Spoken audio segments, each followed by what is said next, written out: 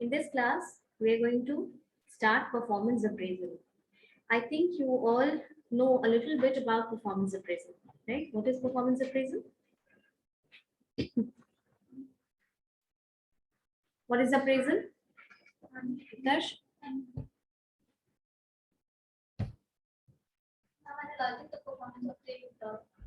In simple terms, it is so. Vikash, what is performance appraisal? What do you think performance appraisal could be?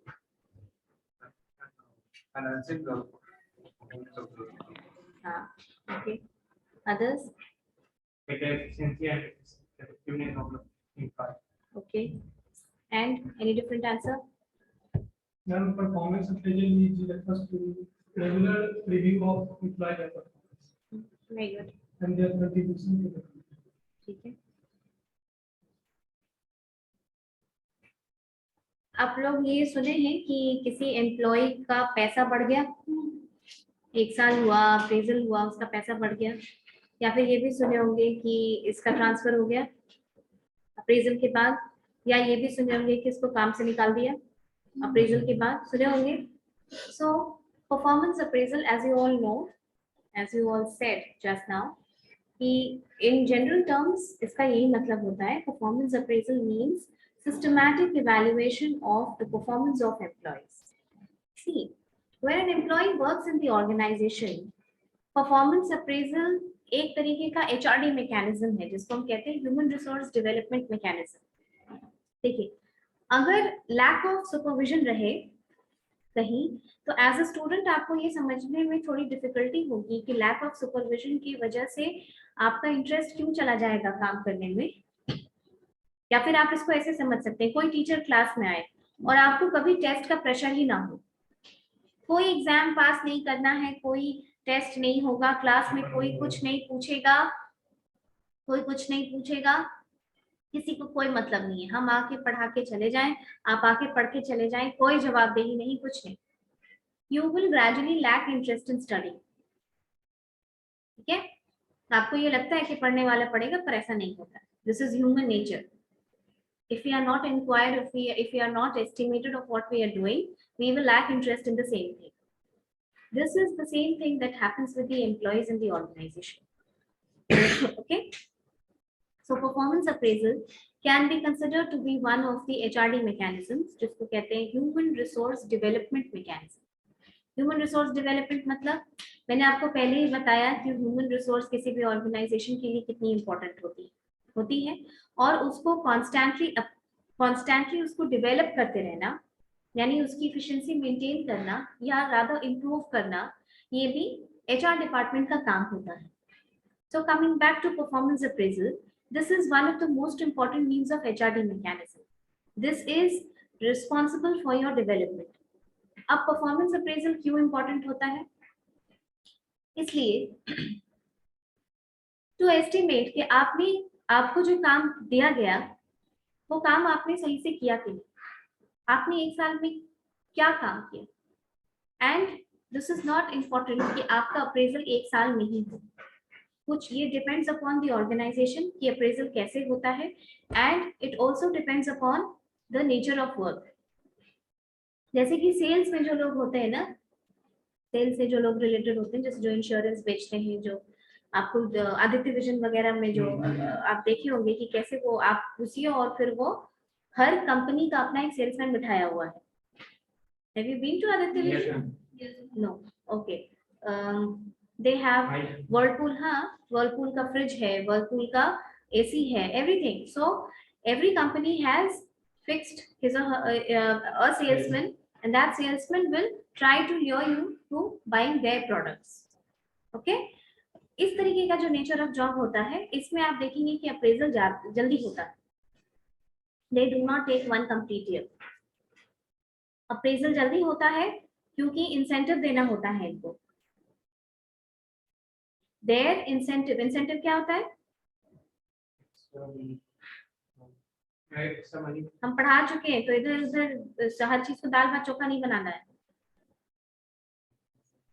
Incentive क्या होता है? It's a monetary term. हाँ. Which was given to employee by other than the salary. Other than the salary on performance.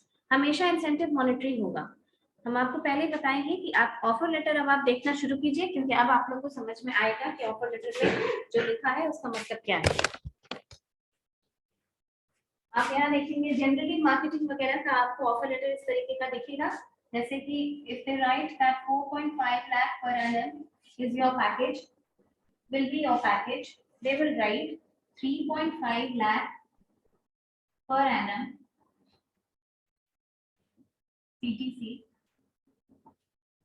plus 1.0 lakh incentive. This is how the jobs that have their, these the jobs जिसमें कि आपका incentive होता है, यानी कि the number of units that you sold, the number of targets that you achieved. Okay, जैसे कि ये जो जैसे जोमेटो से खाना मंगवाए होंगे, and then you see that the Zomato delivery boy will insist you on giving them rating. बोलता है ना, सर प्लीज रेटिंग कर दीजिएगा, मैम प्लीज रेटिंग कर दीजिए, रेटिंग कर दीजिए। उस एक रेटिंग का उसको 10 रुपए मिलता है, ठीक है, तो बहुत हो जाता है। मान लो कि दिन भर में अगर उसने 20 डिलीवरी की और 20 में से 15 लोग ने भी रेटिंग कर दी, तो आप जोड़ लीजिए। Okay, so this means this kind of offer letter, this kind of description in the offer letter means that 3.5 lakh per annum is, क्या समझ में आता है इससे? सैलरी तो ये पूरी हुई, इंसेंटिव सैलरी नहीं होती है, होती है ना, तब don't use general terms, basic salary. अच्छा, बेसिक पैसा दीजिए अलाउंसेस, और बाकी अलाउंसेस मिला, फिर तुम लोग से पेरोल पूछना शुरू करेंगे। फिर 3.5 लाख में तो सब कुछ है ही, बेसिक है और बेसिक है प्लस अलाउंसेस है प्लस बेनिफिट्स होगा जो मॉनेटरी, वो सब है। 3.5 इज फिक्स्ड। इस तरीके का ऑफर लेटर में कभी दिखे तो समझो कि 3.5 lakh is fixed and the rest 1.0 lakh या 1 lakh is flexible. Flexible means it depends upon whether you can achieve those many targets or not. Whether you can, ये क्या हो गया आज नेट का इशू है, बहुत ज्यादा पहले क्लास में भी नहीं हुआ है। Okay, 1.0 lakh is flexible, it depend, ये आपको तब, ये तो आपको मिलेगा ही, अंडर परफॉर्मर भी आप रहेंगे तो ये मिलेगा, but to get this 1 lakh you need to achieve this target. Incentive है ये, जितना ज्यादा बेच पाएंगे, जितना ज्यादा मार्केटिंग कर पाएंगे, उतना ज्यादा आपको पैसा मिलेगा। समझ में आई बात? Now, so what is performance appraisal? Performance appraisal is the systematic evaluation of the employees who are working in the organization. And it is very important for even you. आपको भी एक तरीके का मोटिवेशन होता है कि मेरा काम देखा जा रहा है, people are estimating my work. I will be asked questions at the end of the year. जरूरी नहीं है कि परफॉर्मेंस अप्रेजल सिर्फ साल के अंत में हो, ओके, ये 6 महीने पे भी हो सकता है, ये 3 महीने पे भी हो सकता है, depending upon the kind of organisation and the nature of work you are pertaining to. अब ऑर्गेनाइजेशन के लिए परफॉर्मेंस अप्रेजल क्यों इंपॉर्टेंट होता है? ट्रस्ट नहीं है,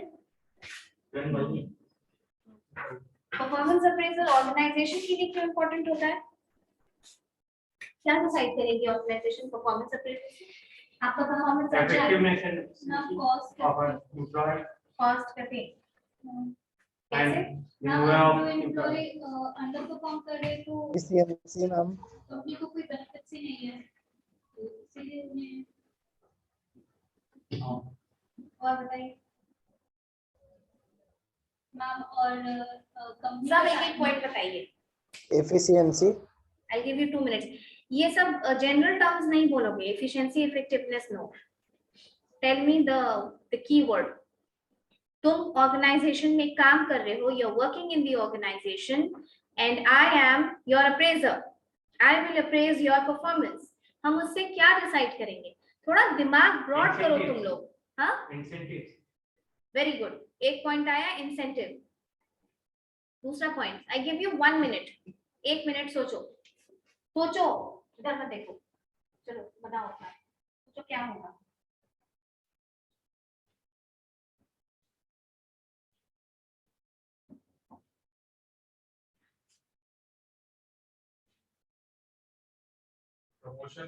Very good. Promotion.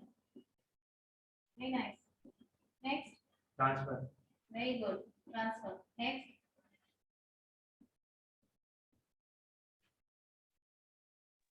देखिए कितना circle reward. Reward is again incentive. इसको तो हम इंसेंटिव भी बोल सकते हैं, है ना? Very good. ये तुम बोल तो दिए, लेकिन हम पूछेंगे तुमसे कि ट्रेनिंग कैसे हो सकता है. ये आंसर सही है. Objective. Sorry, Objective. Objective. Yes, ma'am. Can you I mean be a little more specific about your answer? Objective मतलब जो भी उसका गोल होगा उसके रिलेटेड. फिर से बोलो. जो भी उसका गोल होगा उसके स्टैंडर्ड को मेंटेन करने के लिए. हाँ, that is performance. Purpose of working. Fire. Hiring. Not appropriate. And next, ये सब तो बड़ा अच्छा बोले आप लोग. And incentive बोले हो, एक remuneration भी होगा, not just this. And हाँ बोलो.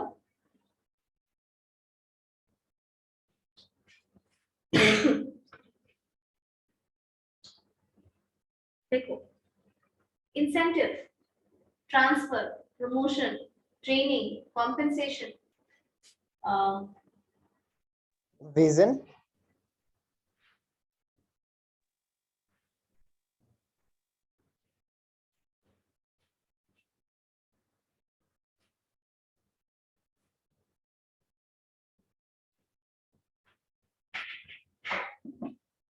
training, transfer.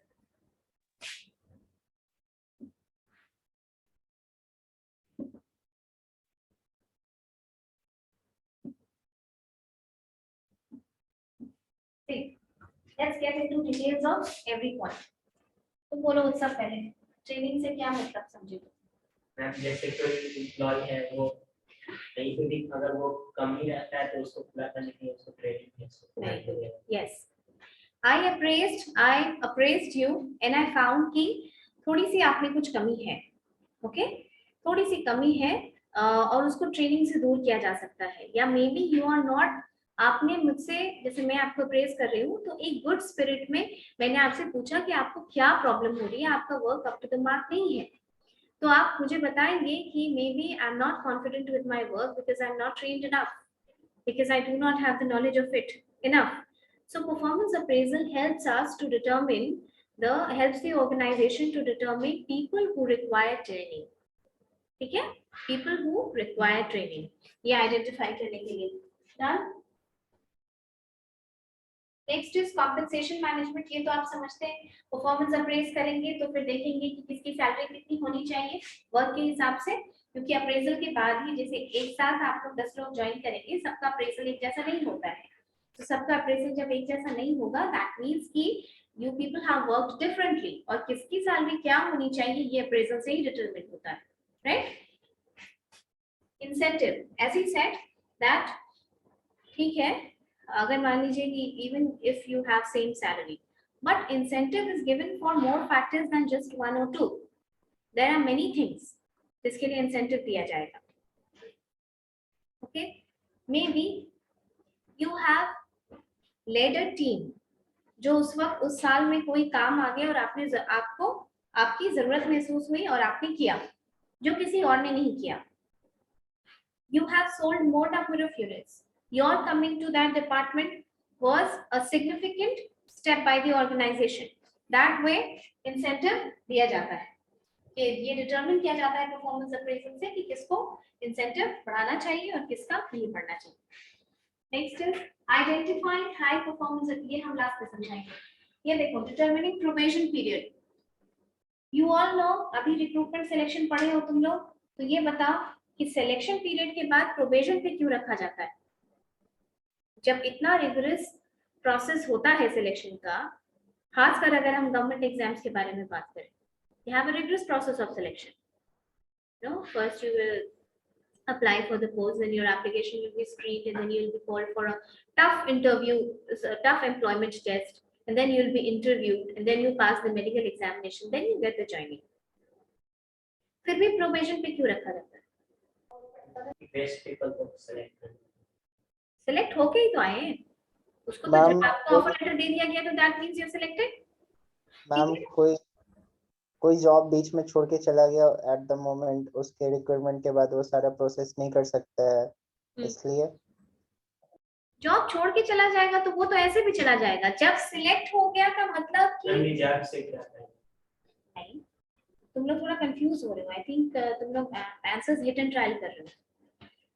जब मान लो कि एग्जाम से इंटरव्यू देने के बाद कैंडिडेट सिलेक्ट हो गया, सिलेक्ट माने फाइनली सिलेक्ट, उसको उसका ज्वाइनिंग लेटर आ गया, उसने ज्वाइन कर लिया, वो काम कर रहा है, समझ में आई बात? वो काम कर रहा है, वो काम सीख रहा है, मतलब he is just joined the organization, there's nothing left in his employment. फिर भी प्रोबेशन पे रखा जाता है ना 1 साल के लिए, 1 साल 6 महीना जो भी, वो क्यों रखा जाता है? तुम सोचो कि क्यों रखा जा सकता है इतना टेस्ट लेने के बाद? काम सीख रहा है उसमें, वो चीज वो नहीं कर Yes, पाता। this is the reason कि नो मैटर हम कितना भी एम्प्लॉयमेंट टेस्ट अच्छे से ले लें, कितना भी इंटरव्यू अच्छे से कर लें, there this I mean the scope of error still remains. ये आप 101% गारंटी नहीं कर सकते हैं कि आपके सिलेक्शन प्रोसेस से जो कैंडिडेट्स आए वो बेस्ट हैं आपके लिए। There is always a scope for error. To compensate for this error, probation पे रखा जाता है कि हम आपको, ठीक है, हम बड़े रिगरस प्रोसेस के थ्रू आपको लेकर आए हैं, but I will allow you to remain on probation so that कि और प्रोबेशन से देखो सब चीज बनाया गया है कुछ सोच समझ के।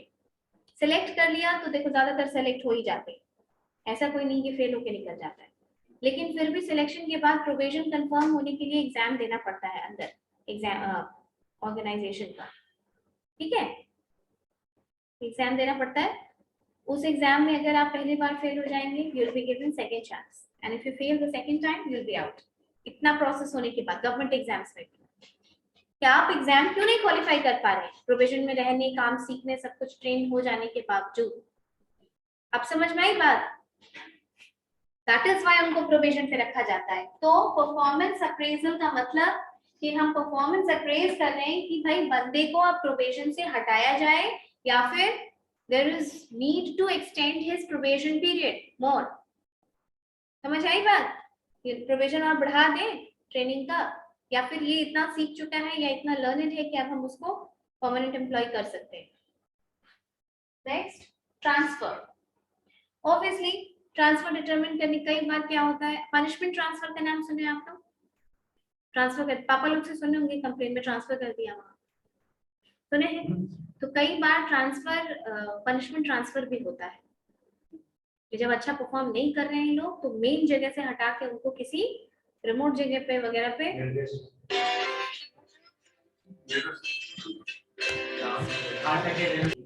सो पनिशमेंट ट्रांसफर भी होता है। पनिशमेंट ट्रांसफर जैसे कि कुछ लोकेशंस अच्छा नहीं माना जाता है काम करने के लिए। फॉर एग्जाम्पल, काम कर रहे हो, Patna is a small city, यहाँ पे आप काम सीख लिए, आप बहुत लर्नेड हैं, मतलब आप में स्कोप भी दिख रहा है ऑर्गेनाइजेशन को क्या बड़ा अच्छा काम कर रहे हैं, ठीक है। अब ऑर्गेनाइजेशन को ये लगता है कि ये इतना स्मार्ट आदमी है या इतनी स्मार्ट लड़की है कि इसको अगर हम हेडक्वार्टर में पोस्ट कर दें तो ये वहां ज्यादा काम का आएगा, इसमें स्किल्स है वो, समझ में आई? तो ट्रांसफर भी डिटरमिन करने के लिए परफॉर्मेंस अप्रेजल इंपॉर्टेंट होता है। एंड ऑन द कॉन्ट्ररी ये भी कि भाई ये मेन जगह पे हम इसको पोस्टिंग करवा दी है पर ये सूटेबल नहीं है इस जगह के लिए, तो उसको फिर देखा जाता है कि कहाँ ट्रांसफर किया जाए। Understood? Next point, promotion. Evident, ये तो समझ में आ रहा है कि परफॉर्मेंस अप्रेजल आप देखेंगे सारे लोग एक साथ बैच में ज्वाइन करते हैं पर सबको एक जगह एक तरीके से तो करियर का सक्सेस नहीं मिलता है। तो some are promoted earlier, some are promoted after some time. So it all depends upon your performance appraisal. Okay,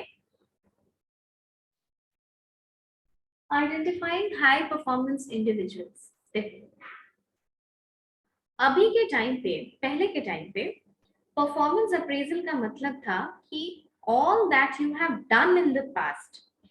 अभी तक हम किसके बारे में बात कर रहे हैं कि 1 साल में या 6 महीने में जो तुमने काम किया उसके अप्रेजल की बात कर रहे हैं ना। जो कर चुके हो तुम काम, उसको हम एस्टिमेट कर रहे हैं, अच्छा किया कि नहीं किया, रेगुलर था कि नहीं था, बिहेवियरल स्किल्स खराब था, किसी के साथ मिसबिहेव किया, क्या किया, जो भी किया वो कर चुके। But now performance appraisal, that as the business is getting more and more complex, the business is getting more and more demanding, what happens that the term performance appraisal is taking the shape of potential appraisal. Understood? What is potential appraisal? किसी candidate में बहुत potential है, इसका क्या मतलब है? Capable, हाँ, capability, क्षमता, जिसको हम बोलेंगे। सो यही हो रहा है अभी ऑर्गेनाइजेशन में। बंदे काम करते हैं and then the organization determines कि जो कर दिया वो तो ठीक है, पर आपका बिहेवियर बहुत अच्छा है, ठीक है, आपका टीम बिल्डिंग कैपेसिटी बहुत अच्छा है, आपकी टीम बिल्डिंग कैपेसिटी बहुत अच्छी है, आपका ऑर्गेनाइजेशनल बिहेवियर बहुत अच्छा है। तो इन चीजों की वजह से, या आपका स्किल्स बहुत अच्छा है, कॉग्निटिव एबिलिटी बहुत अच्छी है, आपने पास में कुछ किया, और हम चाहते हैं कि फ्यूचर में मेरा ऑर्गेनाइजेशन का कोई काम है वो टेकअप करो तुम, तो आई विल फाइंड कि आप में वो पोटेंशियल है कि नहीं है। अगर वो पोटेंशियल है तो हम पहले से सोच लेंगे कि हम तुमको उस काम पे लगाएंगे, उस प्रोजेक्ट में हम इस लड़के या लड़की को डालेंगे। Understood? IT companies on site पे इतने सारे लोगों को भेजती है ना, बहुत ट्रेनिंग का खर्चा होता है, एक कैंडिडेट पे लगभग 15 लाख रुपए खर्च होता है। ओके, एक कैंडिडेट, ओके, सो एक कैंडिडेट पे लगभग 15 लाख के आसपास खर्च होता है जब ऑन साइट उनको भेजा जाता है। तो ये लगभग किसी एक कंपनी का हम फिगर बता रहे हैं, ये कंपनी टू कंपनी वैरी करती है। तुमको लगता है कि ये जो इतना पैसा ऑर्गेनाइजेशन खर्च करती है, ये सिर्फ तुम्हारे पास्ट के परफॉर्मेंस पे होता है? सिर्फ पास्ट परफॉर्मेंस में तो ऑफ कोर्स होता है, लेकिन सिर्फ उसी पे होता है? नहीं, तुम्हारे पोटेंशियल को भी कुछ ना कुछ आइडेंटिफाई किया होगा उस ऑर्गेनाइजेशन। तभी तो 10-10 साल काम करने वालों को ऑन साइट का अपॉर्चुनिटी नहीं मिलता है, और सिर्फ 2 साल या 3 साल कोई काम करता है तो उसको ऑन साइट की अपॉर्चुनिटी मिल जाती है।